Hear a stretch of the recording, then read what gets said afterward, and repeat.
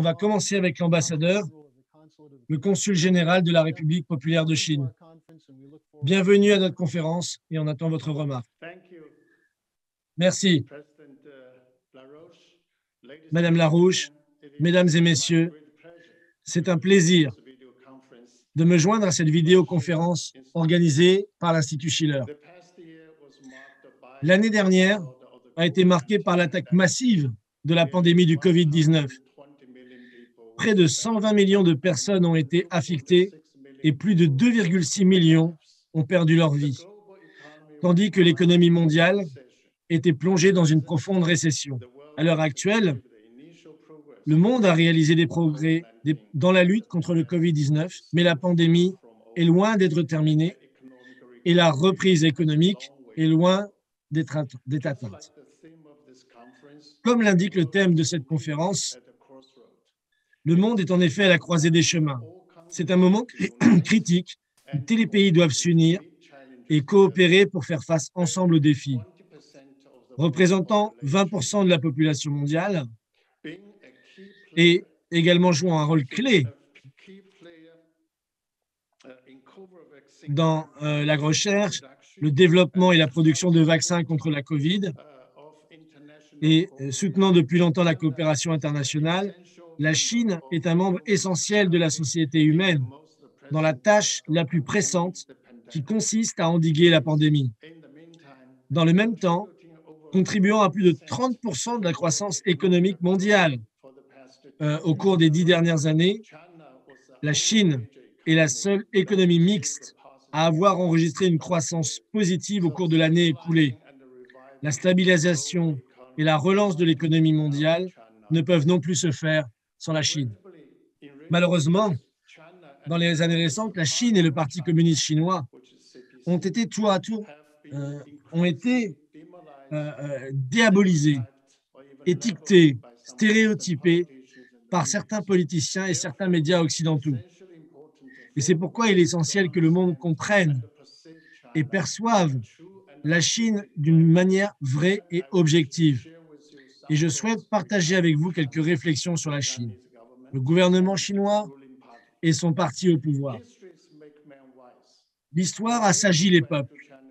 Si l'on remonte à l'histoire de la Chine, en particulier au début du XXe siècle, la Chine était l'un des pays les plus pauvres et son peuple vivait dans la misère en raison de l'oppression et de l'agression étrangère. C'est à cette époque que le PCC est né, en 1921, sous l'impulsion d'un mouvement national et international. Et au cours de ces 100 ans d'histoire, le PCC a permis au peuple chinois d'accomplir des réalisations de renommée mondiale en établissant une nouvelle Chine et de contribuer grandement à la paix et à la prospérité dans le monde. Tout d'abord, nous ne gouvernons pas de manière autoritaire, mais nous soutenons toujours la démocratie populaire. Le type de système choisi par un pays est déterminé par sa nature et sa réalité. Les États-Unis ont une démocratie de type américain et la Chine a une démocratie de type chinois. Copier simplement les autres pays ne peut pas fonctionner. Le système politique démocratique de la Chine n'est né qu'après l'échec du modèle démocratique occidental pour sauver la Chine. Il est le résultat d'un développement et d'une évolution à long terme sur la base du patrimoine historique, des traditions culturelles et des pratiques économiques et sociales de la Chine. La démocratie socialiste chinoise repose sur un système de congrès populaire, de coopération et de consultation multipartite et de gouvernance fondée sur la loi. Le parti est issu du peuple, le gouvernement est au service du peuple et le pays est dirigé par le peuple. C'est notre philosophie.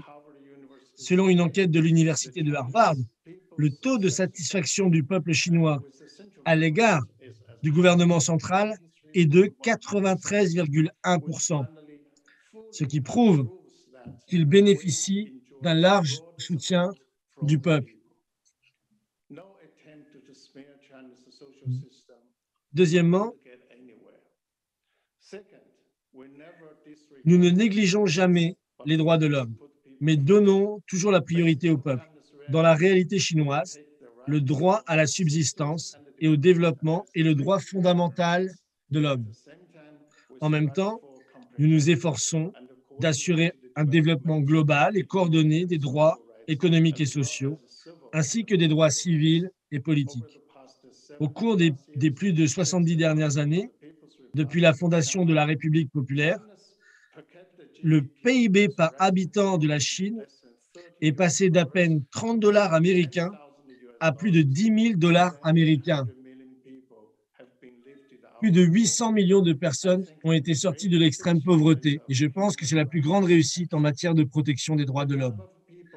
Le nombre de personnes couvertes par l'assurance médicale de base a atteint 1,3 milliard. Les régions habitées par des minorités ethniques ont également connu un développement à long terme. Au cours des 60 dernières années et plus, le PIB par habitant du Xinjiang a été multiplié par près de 40 et son espérance de vie moyenne est passée de 30 ans à 72 ans. Les droits de tous les groupes minoritaires ethniques, y compris le droit à la vie et à la liberté de croyance religieuse, sont pleinement garantis et respectés.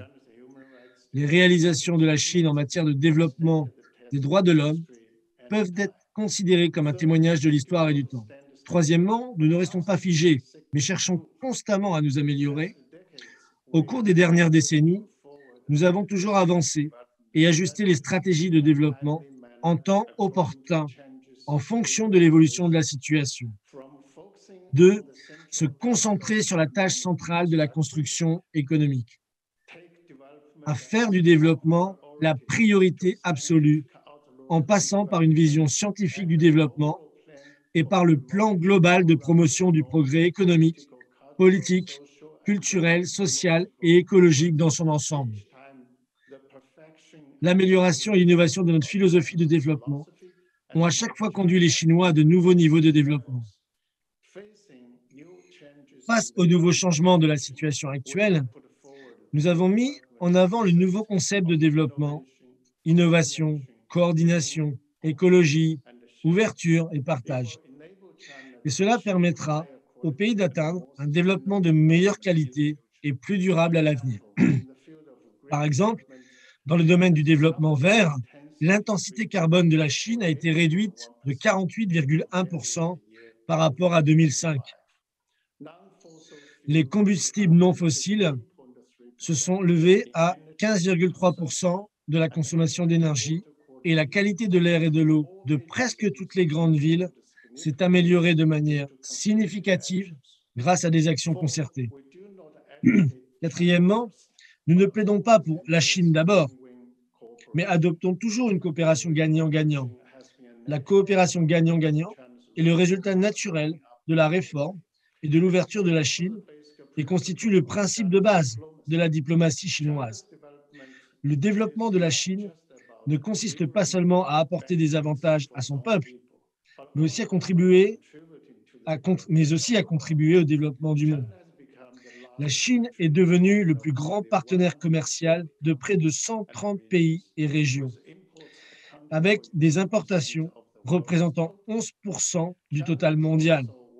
La Chine est également l'une des économies présentant le plus haut degré d'ouverture et la plus grande amélioration de l'environnement commercial dans le monde. Nous avons signé 205 documents de coopération pour la construction conjointe de l'initiative Une ceinture, une route avec 171 pays et organisations internationales. Le volume total des échanges commerciaux avec ces pays a dépassé 7,8 milliards de dollars américains et les investissements directs ont dépassé 110 milliards de dollars américains. Enfin, nous ne sommes pas des nationalistes bornés, mais nous nous préoccupons toujours du sort commun de l'humanité. Nous aidons les pays en développement avec sincérité et bonne foi, et nous menons activement une coopération étrangère mutuellement bénéfique. Nous défendons le multilatéralisme, soutenons l'ONU et travaillons avec la Russie, les États-Unis et d'autres parties pour résoudre divers problèmes régionaux qui sont critiques. Face à la pandémie, nous avons fourni une assistance à plus de 150 pays et 13 organisations internationales. On a fait don de vaccins Covid à 69 pays en développement qui en avaient besoin urgent et on a exporté des vaccins dans 43 pays.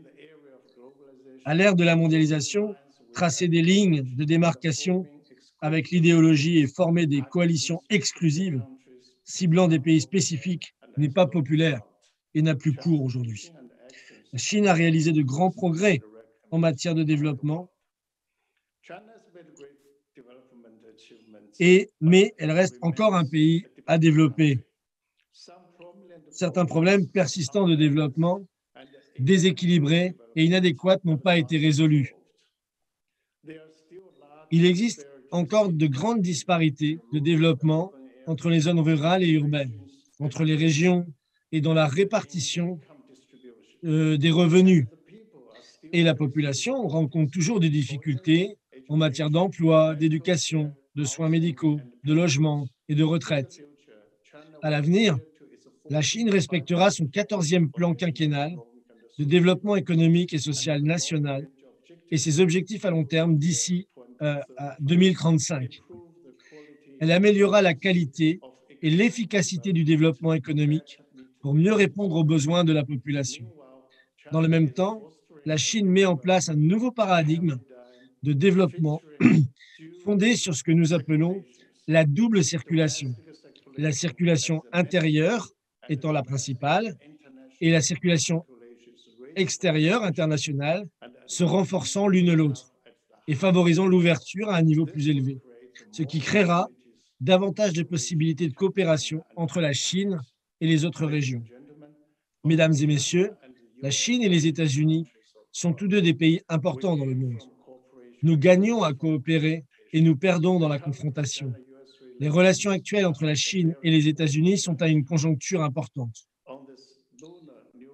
La veille du Nouvel An lunaire, le président Xi et le président Biden ont tenu leur premier appel téléphonique, ce qui a montré au monde entier que les deux grands pays se sont engagés à maintenir la communication, à améliorer la compréhension et à se concentrer sur la coopération.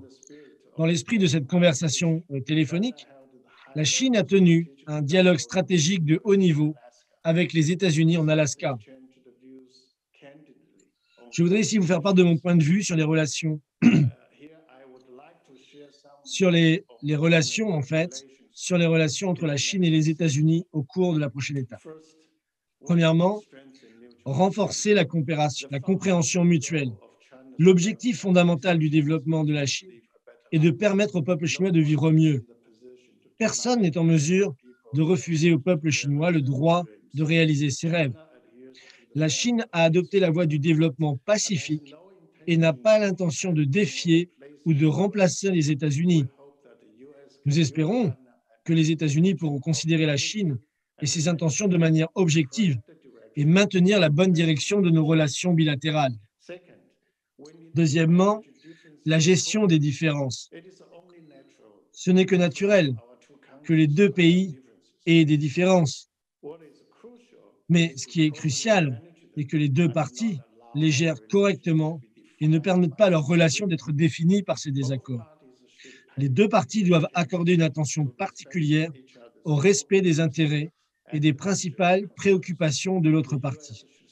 Les États-Unis doivent cesser d'intervenir dans les questions qui touchent à la souveraineté et l'intégrité territoriale de la Chine, comme Taïwan, Hong Kong, le Xinjiang et le Tibet. Troisièmement, on doit rétablir la coopération. Qu'il s'agisse de la lutte contre le terrorisme, de la non-prolifération, de la réponse à la crise financière ou de la lutte contre la criminalité transnationale, les domaines dans lesquels la Chine et les États-Unis ont besoin de coopérer et pourraient le faire ne cessent de s'étendre. À l'heure actuelle, nous disposons d'une grande marge de manœuvre pour coopérer dans des domaines tels que le contrôle des pandémies, la relance économique et le changement climatique. En fait, la très grande majorité des entreprises américaines présentes en Chine ont déclaré qu'elles avaient l'intention d'y rester car elles réalisent de grands profits et y trouvent de nombreuses opportunités. Cela illustre parfaitement la volonté des deux peuples de renforcer la coopération.